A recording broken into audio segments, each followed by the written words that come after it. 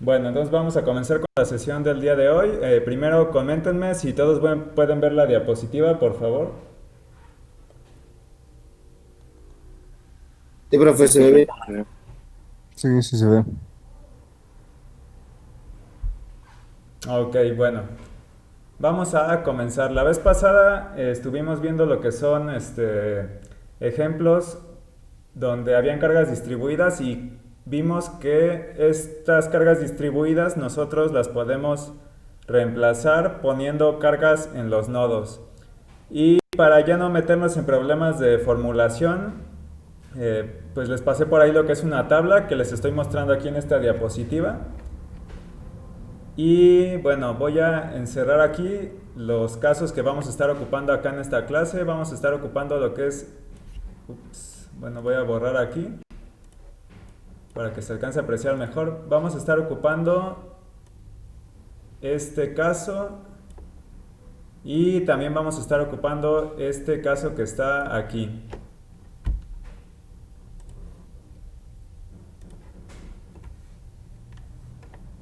Entonces, nada más para recordar así rápidamente de qué se trataba este método. Si recuerdan de lo que se trataba este método, pues es de reemplazar una carga que puede estar en el medio de nuestra viga, como lo es en el primer caso que encerré, y la podemos reemplazar por un momento en cada uno de los extremos, es decir, en cada uno de los nodos, y también lo debemos de reemplazar por fuerzas que están aplicadas en los nodos. Entonces recuerden que aquí en el caso de las vigas vamos a tener, en cada nodo vamos a tener una fuerza y un momento. Y bueno, aquí en esta tablita pues van mostrando los valores que yo debo de poner para reemplazar estas cargas que aparecen acá en cada uno de los nodos. Entonces del lado izquierdo van a aparecer lo que corresponde a lo que son los nodos del lado izquierdo. Y del lado derecho aparecen las cargas que tengo que colocar yo en los nodos, bueno, en el nodo del lado derecho.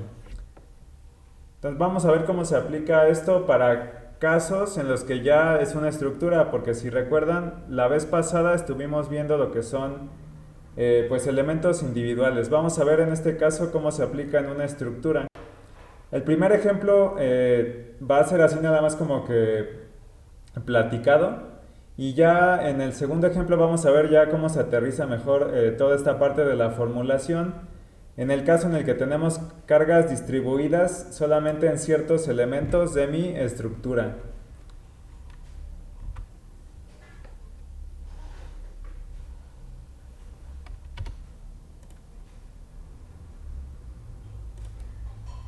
Entonces, bueno, vamos a ver este ejemplo nada más, les repito, va a servir para ilustrar el procedimiento que se tiene que realizar.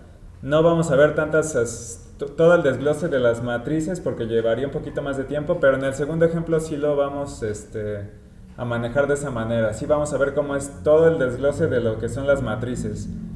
Pero bueno, acá en este ejemplo vamos a analizar lo que nos dice. Dice que encontremos las desflexiones en los puntos B y C y las reacciones en los soportes en la estructura mostrada en la figura y nos pide que asumamos que E, que es el módulo de elasticidad, y el momento de inercia son constantes a lo largo de toda la viga.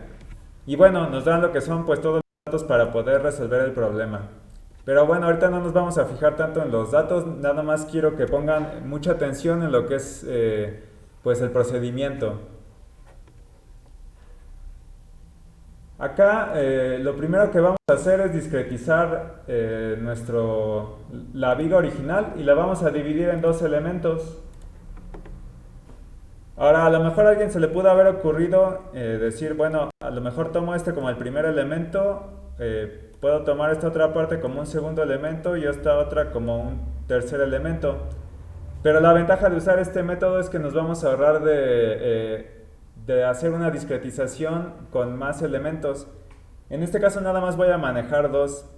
Y para poder manejar dos elementos, lo que voy a hacer es reemplazar esta carga de aquí, la carga distribuida, por cargas en los nodos de un primer elemento, que sería esta parte de aquí. Entonces el primer elemento iría de lo que es el punto A al punto B. Y el segundo elemento va de lo que es el punto B al punto C. Entonces de esa manera vamos a discretizar esta viga. Lo que vamos a hacer en este caso es esta carga de aquí que está siendo aplicada en medio del segundo elemento, pues también la vamos a reemplazar, pero por cargas en los nodos. Y recuerden que en este caso esas cargas tienen que producir exactamente el mismo efecto que la carga que yo tengo de manera original. Entonces vamos a continuar para ver cómo se hace esta sustitución en cada uno de estos elementos en los que yo dividí mi viga original. Entonces quedamos que yo estoy dividiendo mi viga en lo que son dos elementos. Ya realicé el primer paso, que es la discretización. Ahora tengo que obtener las matrices de rigidez locales para cada uno de mis elementos. Entonces, si recuerdan, estas matrices de rigidez locales tenían vamos a llamarlo coeficiente, que es de E por I sobre la longitud del elemento. Entonces, en este caso ya vamos a tener acá ciertas diferencias con respecto a problemas anteriores, porque si se fijan, aquí en este problema el elemento 1 tiene el doble de longitud que el elemento 2. Entonces acá las longitudes ya no van a ser iguales. Acá tengo que tener cuidado al momento de plantear esas matrices de rigidez. Que bueno, aquí si se fijan ya está reemplazado esta longitud por la longitud 1, que es la longitud de este primer elemento. Y acá en las matrices de rigidez de este elemento pues también ya está reemplazado con la longitud 1 donde quiera que esté ese término de la longitud. Y bueno, para el segundo elemento se aplica exactamente lo mismo. Si se fijan acá en la segunda matriz, pues tengo la longitud 2 y donde quiera que haya longitud se sustituyó por la longitud 2, que es la longitud de mi elemento. Entonces lo siguiente que tendría que hacer acá, les repito, este primer ejemplo nada más va a ser así como que platicado de manera breve, pero sí lo vamos a aterrizar en otro ejemplo para que vean cómo se va haciendo el procedimiento paso a paso y no nos queden dudas. Entonces una vez que yo ya tengo esto, tendría que ensamblar la matriz de rigidez global y para eso recuerden que bueno, en este caso es muy útil que yo empiece aquí a etiquetar en cada una de las matrices. Sería B1, Phi1, B2 y Phi2. Y bueno, igual a la vertical se hace B1, Phi1, etcétera. Ya no los voy a poner todos porque creo que ya estamos familiarizados con este proceso. Acá pondría B2, pondría lo que es Phi2 y B3 y Phi3. Y de igual manera para los renglones tendría que ir B2, tendría que ir Phi2, etcétera, etcétera. Esto me sirve a mí para que yo sepa dónde acomodar cada uno de estos elementos. Recuerden que la matriz de rigidez global yo la armo, se podría decir que con una superposición. No es tanto como una suma, sino es ir acomodando cada elemento donde le corresponde y donde haya elementos que correspondan a una y a otra matriz, lo que se hace pues es que se van a sumar.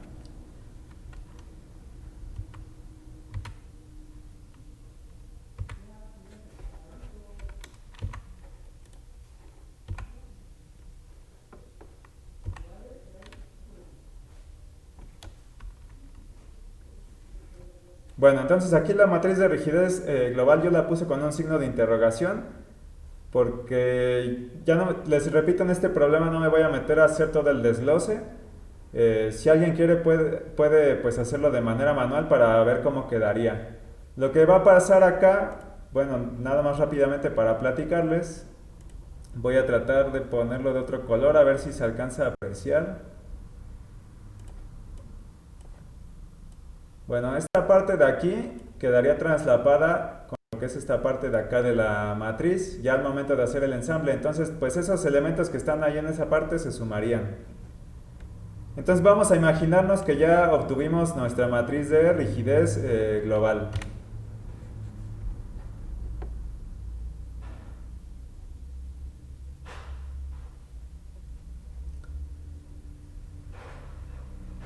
Y lo que vamos a hacer acá como siguiente punto, una vez que yo ya tengo mi matriz de rigidez global, es que acá estoy yo particionando mi viga original en dos elementos viga y en cada uno de estos elementos voy a aplicar lo que es esta sustitución, ya sea de fuerzas distribuidas o de fuerzas que se están aplicando en el medio del elemento. Entonces, si ustedes se regresaran a la tablita que puse en la primera diapositiva, verían cuál es la forma de reemplazar, por ejemplo, toda esta carga distribuida por todo esto que está en la parte de aquí abajo. Entonces, toda esta carga distribuida pues se va a reemplazar por lo que son dos fuerzas nodales, cuyo valor va a ser este, W por L dividido entre 2. Y también se va a reemplazar por lo que son dos momentos. Un momento iría en sentido negativo, que sería este de la parte izquierda, que se está siendo aplicado acá en el nodo 1. Y el valor es W por L cuadrada sobre 12. Entonces el otro momento va a tener exactamente la misma magnitud, pero va en el sentido contrario. Entonces el momento de acá pues tendría un signo positivo. ¿Por qué? Porque recuerden que las convenciones de signos acá nos dicen, nosotros lo manejamos normalmente, de manera que los momentos que están siendo aplicados en sentido opuesto a las manecillas del reloj van a ser positivos. ¿Qué pasa ahora con el segundo elemento? Yo había dicho anteriormente que el segundo elemento lo voy a manejar desde B hasta C. Entonces, si lo hago de esa manera, pues lo estoy señalando aquí, yo tendría una carga P que estoy aplicando justo a la mitad de ese elemento. Entonces, si ustedes también se van a esa tablita que mostré en la primera diapositiva, también hay una manera de reemplazar esa carga que estoy aplicando justo en el medio de mi elemento por dos fuerzas, una en cada nodo, y dos momentos también, uno en cada nodo. Entonces, la manera de reemplazar esta fuerza P sería con un P sobre 2 y otro P sobre 2, que son dos fuerzas que van en sentido negativo en cada uno de los nodos. En este caso serían los nodos 2 y 3 porque lo voy a poner por aquí, estoy analizando lo que es el elemento número 2. Y también en cada uno de los nodos voy a aplicar un momento. Un momento iría en el sentido negativo, que es el del nodo 2, y el otro en el sentido positivo. ¿Qué valor van a tener? Bueno, repito, si se van a esas tablitas, tendría un valor de P por L sobre 8 y P por L sobre 8.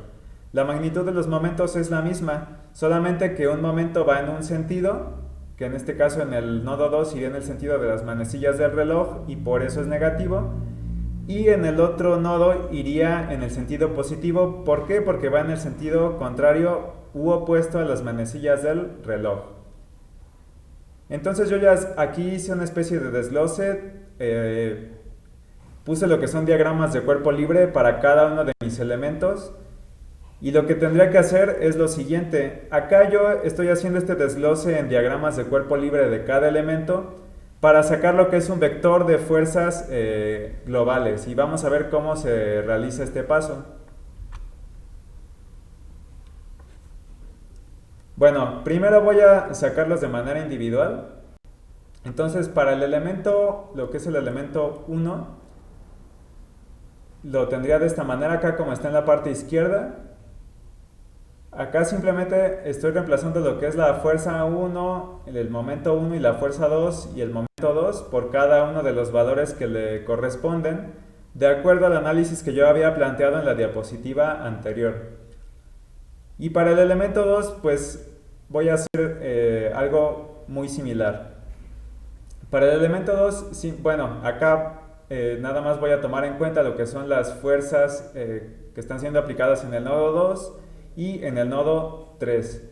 Y simplemente lo que estoy haciendo acá pues es reemplazarla por los valores que yo ya había analizado en la diapositiva anterior. Ahora sí, para sacar este vector F0, ya lo sacaría ya de manera global.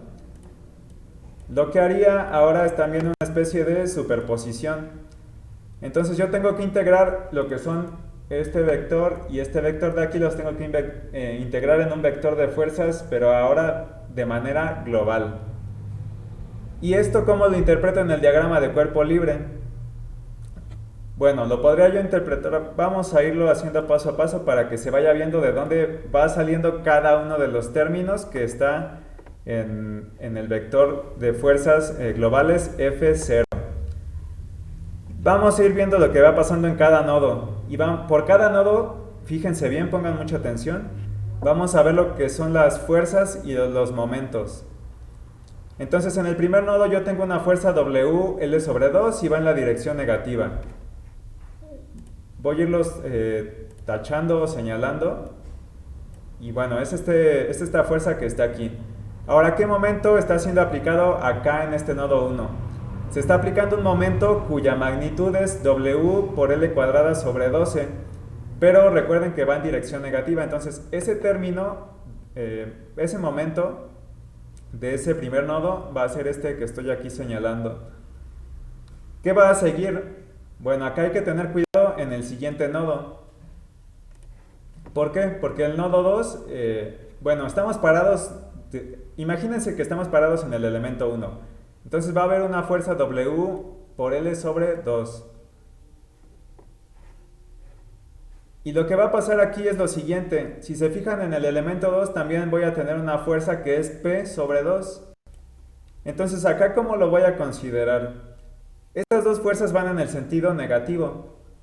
Entonces lo que va a pasar aquí es que voy a tener que sumar las fuerzas que están siendo aplicadas en el nodo 2, vistas desde el punto de vista del elemento 1, a sumarlas con esas fuerzas en el nodo 2, pero ahora vistas desde el elemento 2. Entonces lo único que va a pasar aquí es que pues estas dos fuerzas se van a sumar y son las que van a aparecer acá en este vector de fuerzas globales. Estoy sumando W por L sobre 2, que bueno, en este caso es W por L1, porque recuerden que es la longitud del elemento 1 sobre 2, menos P sobre 2. Y fíjense bien qué va a pasar para el siguiente elemento que corresponde a lo que son los momentos. También los voy a tener que sumar, entonces yo voy a tener que sumar lo que es W por L cuadrada sobre 12 más este momento de acá que es P por L sobre 8. Y si lo comparan con el término que está aquí abajo, pues se van a dar cuenta que simplemente pues es la suma. Nada más que aquí va a haber un detalle. Hay que tener cuidado con los signos. ¿Por qué? Porque si se fijan en el momento, párense en el elemento 1. Entonces si se fijan en el momento que yo estoy aplicando en el nodo 2 del elemento 1, pues va a ser positivo. Entonces acá este W por L cuadrada sobre 12 del vector, pues si se fijan es positivo. ¿Qué va a pasar ahora con el momento que estoy aplicando yo en el nodo 2, pero ahora parándome en el elemento 2? Entonces vamos a pararnos en el elemento 2. Y ahora si se fijan hay un momento de P por L sobre 8, pero está siendo aplicado en la dirección contraria. Por lo cual ese momento pues va en el sentido de las manecillas del reloj y es negativo. Entonces este análisis corresponde a este elemento del vector que acabo de tachar. Simplemente pues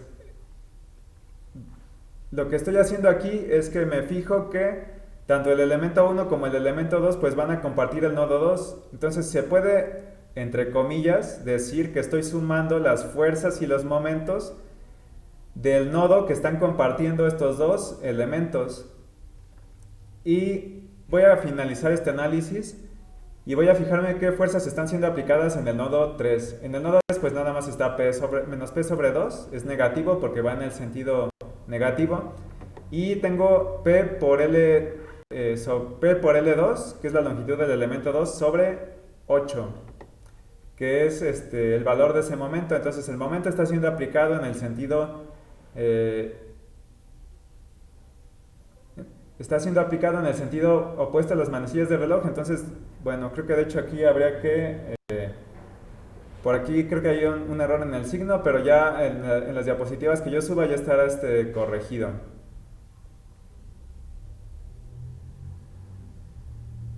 Entonces, sí, sí, nada más hay que tener por ahí cuidado con los signos al momento de estar aplicando lo que es esta formulación. ¿Por qué?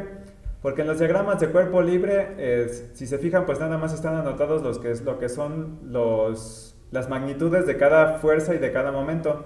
No están siendo apuntados los signos, entonces nada más para que tengamos cuidado.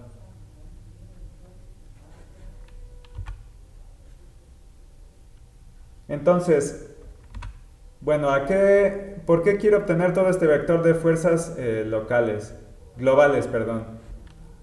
Vamos a ver qué paso seguiría en la formulación. Y bueno, de este lado izquierdo voy a tener lo que es ese vector F0 del análisis que yo realicé en la diapositiva anterior. Y lo que voy a hacer aquí pues sería lo siguiente. Vamos a ver que este vector F0 pues ya lo conozco. Tengo la matriz de rigidez global que también ya conozco. Y tengo un vector de variables desconocidas que son los desplazamientos y también son las rotaciones. Pero acá es donde yo tengo que aplicar las condiciones de frontera para poder resolver este sistema. Entonces recuerden que acá para poder aplicar las condiciones de frontera tengo que fijarme en cada uno de los soportes. Les repito, si no se acuerdan muy bien de esta parte de los soportes, lo que pueden hacer es irse a algún libro de mecánica de materiales y ahí les va a decir cuáles son las reacciones en cada tipo de soporte y por lo tanto, ya que ustedes sepan cuáles son las reacciones en cada tipo de soporte, ustedes van a poder saber qué tipo de movimiento restringe cada soporte. Entonces, el soporte que está aquí, pues esta viga está empotrada acá en el punto A y eso me va a restringir a que yo tenga que establecer que el desplazamiento B1 tenga que ser 0 y también la rotación ahí tiene que ser 0. Entonces yo voy a ir tachando los renglones y las columnas que corresponden a esas condiciones de frontera. Entonces tendría yo que tachar lo que es este primer renglón, este segundo renglón también se tendría que ir, esto también lo voy a tachar por acá. Y bueno, también tendría que tachar el primer renglón y la primera columna. Vamos a ver ahora el soporte que está en el punto C. Entonces este soporte que está en el punto C, acá lo que sí va a pasar es que me va a permitir realizar lo que son rotaciones, pero no me va a permitir realizar traslaciones en el eje de las Ys. Entonces, ¿cuál es la condición frontera acá? La condición frontera aquí corresponde, y la voy a señalar aquí para que quede grabado, correspondería a esta de B3. ¿Por qué? Porque recuerden que no va a haber desplazamientos en este punto C, lo único que va a haber es una rotación. Entonces, ¿qué columna tendría que eliminar aquí? Bueno, tendría que eliminar la quinta columna y aquí tendría que eliminar el quinto renglón, el que corresponde a ese grado de libertad. Entonces, si yo acá la matriz, originalmente la de rigidez era de 6 por 6, voy a acabar con una matriz de 3 por 3. Que es de hecho lo que voy a mostrar a continuación.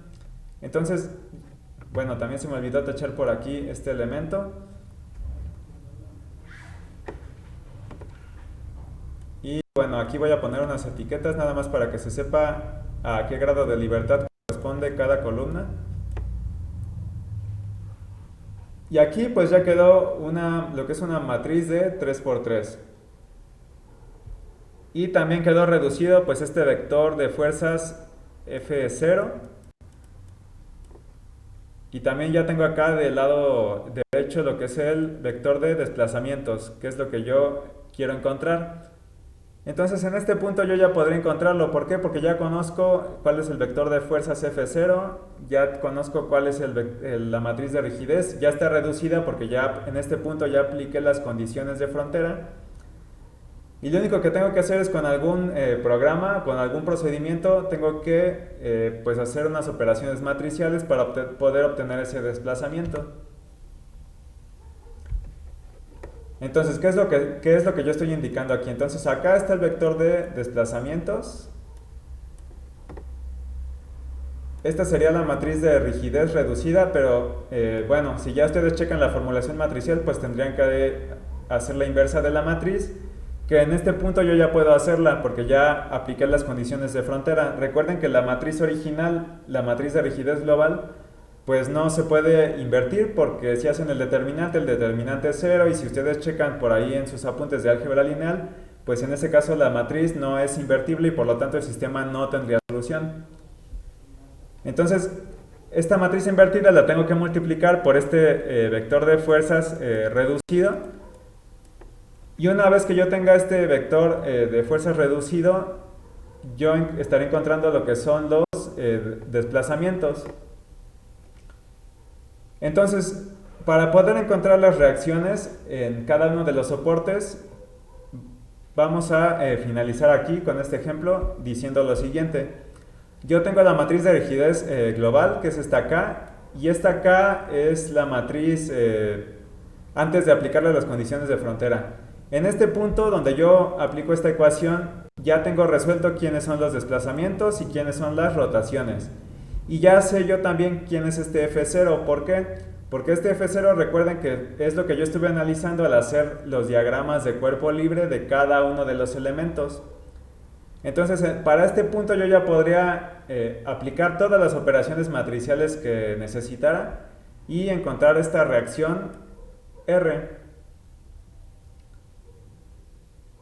Vamos a ver, bueno, esta fue así como que de manera general platicado el procedimiento, pero vamos a aterrizarlo ya en un ejemplo para que vean ya más explícitamente cómo se tiene que aplicar todo este procedimiento para encontrar las reacciones en un caso en el que yo tenga una estructura compuesta de varios elementos viga y se estén aplicando cargas distribuidas en algunos de estos elementos de mi estructura.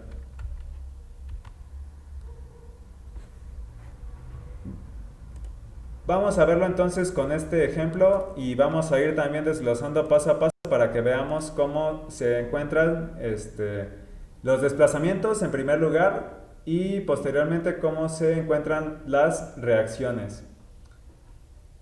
Entonces nos dice el problema que determinemos las reacciones en los soportes de la viga mostrada en la figura. Voy a ir primero analizando las propiedades de cada uno de los elementos y los soportes. Entonces, cada viga aquí, si se fijan bien, pues va a tener la misma longitud. Ya va a haber un cambio respecto al ejemplo anterior porque acá la longitud sí va a ser la misma. Nada más que aquí hay un detalle. Aquí, bueno, si vamos a etiquetarlos, tengo un elemento 1 y tengo un elemento 2. Entonces, el elemento 1, E por I sí va a ser constante, pero en este caso va a ser el doble del elemento 2. Entonces, para el elemento 1 vamos a tomar 2 por E por I. Y para el elemento 1 vamos a tomar 2 por E por I. Y para el elemento 2 vamos a tomar E por I. Entonces vemos que es el doble para el elemento 1. Es el doble de lo que tengo en el elemento 2. Entonces aquí sí ya va a haber una diferencia, a pesar de que las longitudes son las mismas. ¿Qué cargas se están aplicando? Bueno, en el primer elemento ustedes pueden ver que no hay ninguna carga que esté siendo aplicada. Sin embargo, en el otro elemento, en el elemento 2, hay una carga distribuida y la magnitud pues es de W. Y es una carga que está distribuida pues de manera constante a lo largo de todo este elemento 2. Ya vi las propiedades de las vigas, ya me fijé en las cargas, ahora voy a analizar lo que son los soportes. De hecho, tengo un caso parecido al caso anterior. ¿Por qué? Porque la viga está empotrada de este lado izquierdo y me va a restringir a que ahí no haya desplazamientos ni rotaciones. Sin embargo, para el elemento 2 vemos que también me está restringiendo en uno de los extremos, pero aquí la diferencia es que sí me va a permitir realizar rotaciones. Lo que no me va a permitir realizar son desplazamientos en la dirección de las Y's. Entonces, aplicando un procedimiento parecido al que yo hice en el ejemplo anterior, voy a hacer diagramas de cuerpo libre para cada uno de mis elementos. Entonces yo, de lo que les estaba platicando hace rato, en el primer elemento pues no estoy aplicando ninguna carga distribuida ni de ningún otro tipo. Entonces, ¿qué es esta parte de aquí? Entonces, esa parte de ahí se quedaría simplemente así indicado el elemento y no hay ninguna carga que se esté aplicando. Sin embargo, para el elemento 2, que es el que tengo en la parte inferior, voy a hacer la sustitución de acuerdo a las tablas que a la tabla que yo mostré en la primera diapositiva. Entonces recuerden que para reemplazar esta carga que está distribuida de manera uniforme, lo que yo debo de hacer es reemplazarlo por dos fuerzas que van en el sentido negativo en cada uno de los nodos. En este caso irían en los nodos 2 y 3. Y también tengo que aplicar dos momentos en cada uno de los nodos. Para el nodo 2 irían en un sentido negativo y para el nodo 3 irían en un sentido positivo.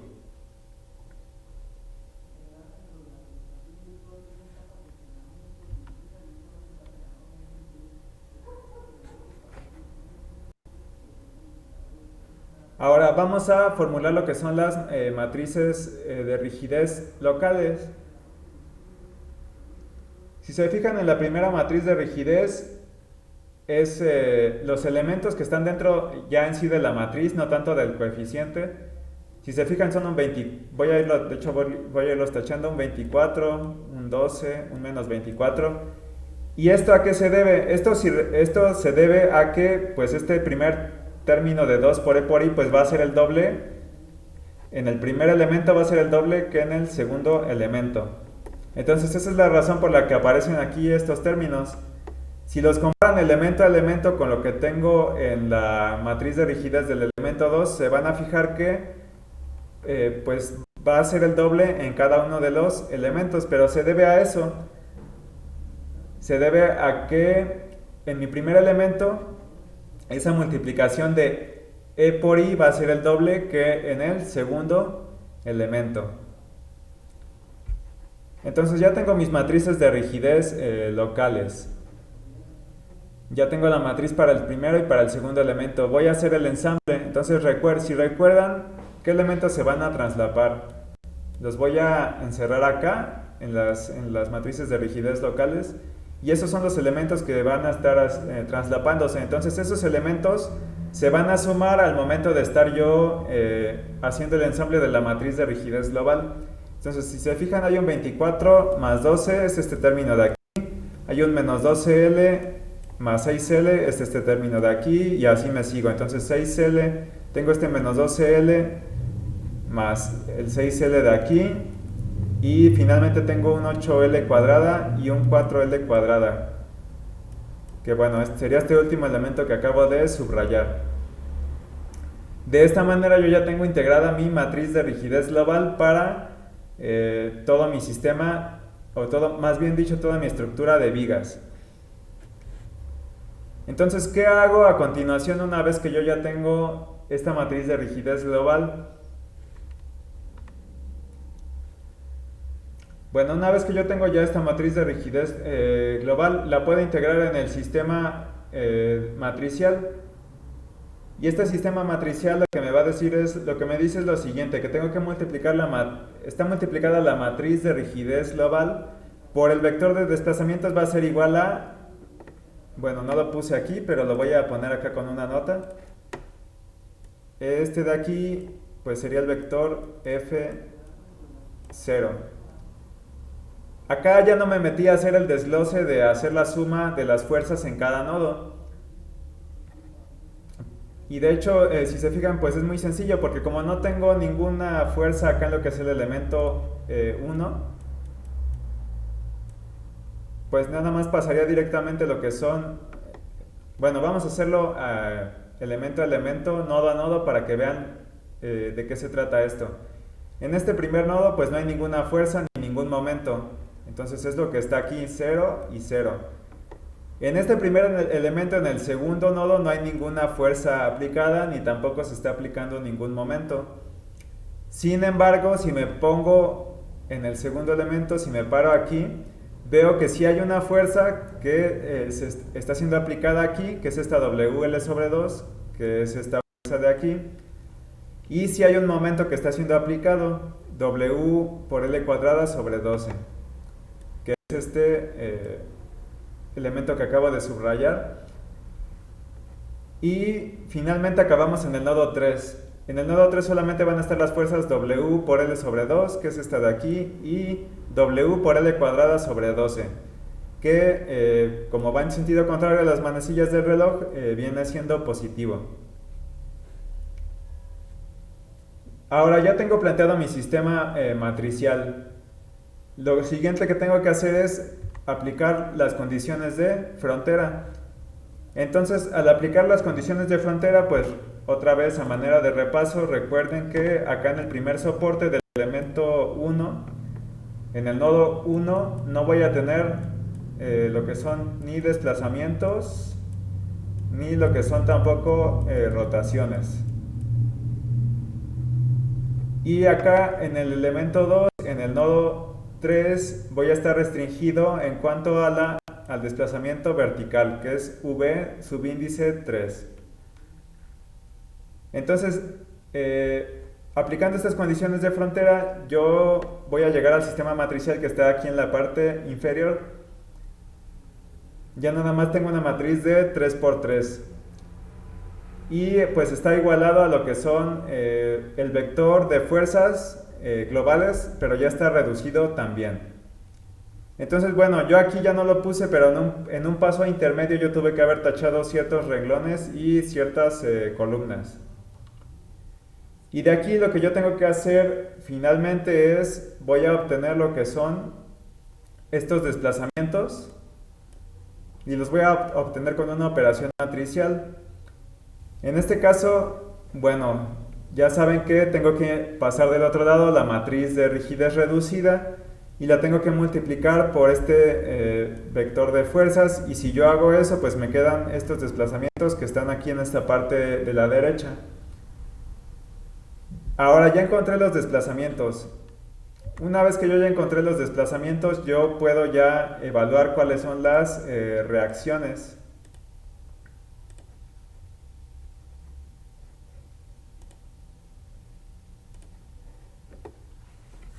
Entonces, para evaluar lo que son las reacciones, yo necesito otra vez lo que es mi matriz de rigidez global.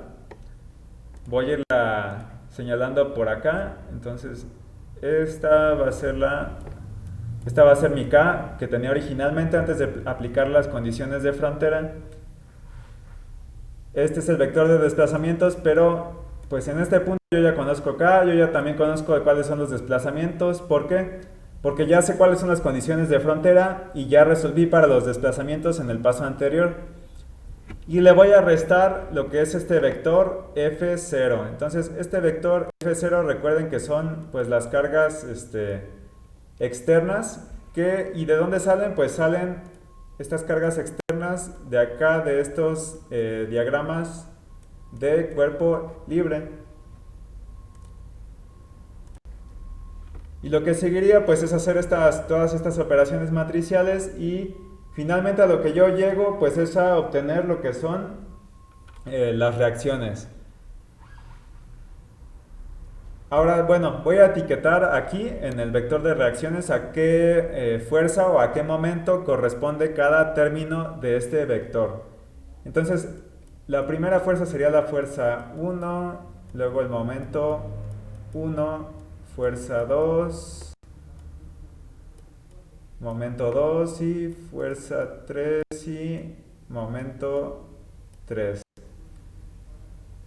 Entonces, si se fijan, vamos a analizar solamente que corresponda a lo que yo había planteado o a lo que yo me estoy viendo acá en el sistema original. ¿Por qué? Porque yo tendría que encontrar si este soporte que yo acabo de encerrar en un círculo, yo quedé que no va a haber no va a haber ni desplazamientos ni rotaciones. Entonces yo tendría que ahí, y si se fijan en los libros, este tipo de soporte que yo acabo de encerrar va a tener reacciones en la dirección X y va a tener un momento también como reacción. Entonces veo que sí corresponde a lo que me estoy encontrando acá. Tengo una fuerza de reacción y también tengo un momento. Voy a analizar lo que pasa en el nodo 2. Al nodo 2 le corresponden lo que son la fuerza 2 y el momento 2. Pero en el nodo 2 pues lo voy a encerrar aquí. Yo no tengo ningún tipo de soporte ni restricción. Entonces es lógico que acá yo me encuentre con que esas fuerzas de reacción en ese punto o en ese nodo son de cero. ¿Qué pasa ahora con el último nodo y el soporte que estoy encerrando acá? Este soporte, lo que me recuerden que sí me permite rotaciones, pero no me permite lo que son desplazamientos en el sentido vertical. Entonces también les repito, si checan este tipo de soportes en los libros de mecánica de materiales o en los de estática, se van a encontrar con que para estos soportes va a haber una reacción, tiene que aparecer una componente de fuerza en la dirección Y, que es la reacción. Entonces vamos a ver que sí, que corresponda a lo que yo encontré como reacciones. Y veo que efectivamente sí corresponde. Tiene que haber una reacción en esa dirección Y, en las fuerzas, y tiene que haber una reacción en el momento, pues no debe de haber ninguna reacción y es lo que estoy encontrando aquí. El valor que yo me estoy encontrando aquí es de cero. Entonces, al analizar yo este vector de reacciones, veo que sí corresponde a las restricciones que yo tengo en mi estructura debido a los soportes que están apareciendo ahí. Entonces, bueno, de esta manera podemos encontrar lo que son las reacciones que nos pedía originalmente el problema. Y no sé si hasta aquí hay alguna duda o pregunta para pasarme con lo siguiente, jóvenes. ¿Dudas, preguntas o comentarios hasta ahora?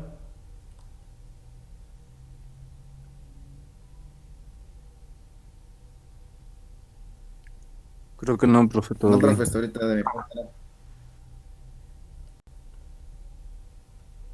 Todo bien, profe. Bueno, entonces no hubo ninguna pregunta o comentario. Me voy a pasar a lo siguiente.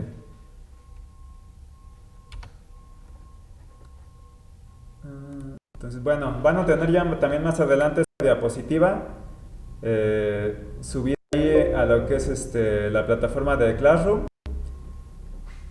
Y ahorita lo que vamos a checar es un poquito de cómo hacer ciertas operaciones matriciales en lo que es el programa Octave. Entonces lo voy a abrir y